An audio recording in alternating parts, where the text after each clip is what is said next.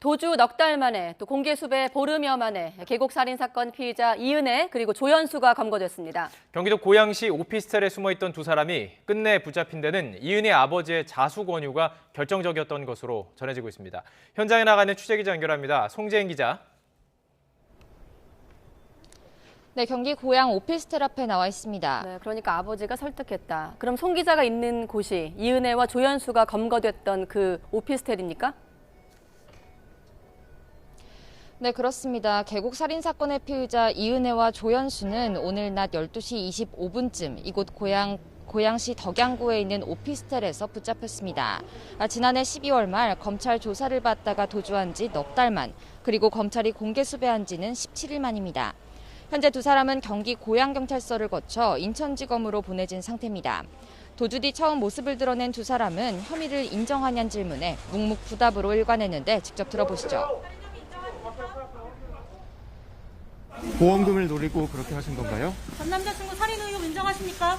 자수를 하시게 된 이유가 뭡니까? 네, 앞서 인천지검과 함께 합동 검거팀을 꾸린 경찰은 광역수사대를 투입해 추적을 이어왔습니다. 수사력을 집중해 두 사람이 드나들며 은신해오던 오피스텔의 위치를 미리 특정해둔 상태였는데요. 다만 워낙 고층인 만큼 정확한 주소를 파악하긴 쉽지 않았습니다.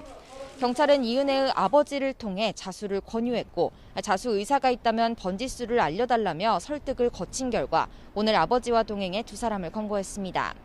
오피스텔에 대한 압수수색도 진행한 경찰은 이제 두 사람을 상대로 살해 혐의 인정을 받아내고 모의 여부를 밝히는 데 수사력을 집중할 전망입니다. 자, 말씀하신 대로 수사가 진행될 텐데 이은혜와 조연수의 정확한 혐의 정리해 볼까요?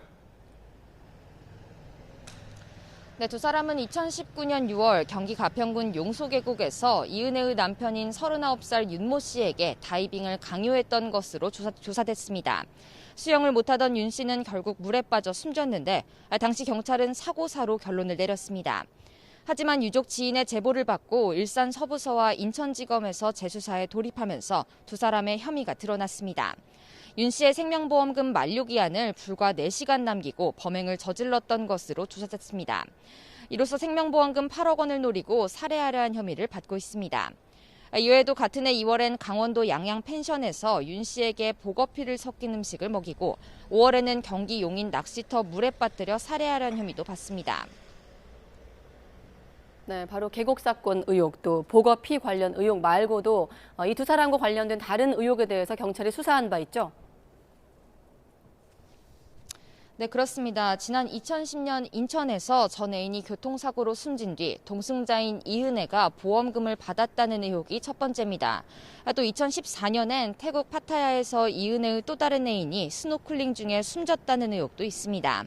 가평 계곡대와 마찬가지로 이은혜가 보험금을 노리고 저지른 범행이 아닌지 의심된 대목입니다. 하지만 앞서 경찰은 이은혜나 그 애인이 관련된 교통 사망사고를 확인할 수 없었고 스노클링 사망사고에 대해서도 유족이 모든 보험금을 다 타간 것으로 확인했다고 설명했습니다. 일단 관련 혐의가 없다고 잠정 결론을 내렸던 경찰은 검거 뒤 의혹들을 재확인하겠다고 말했습니다. 지금까지 경기 고양 오피스텔 앞에서 YTN 송재인입니다.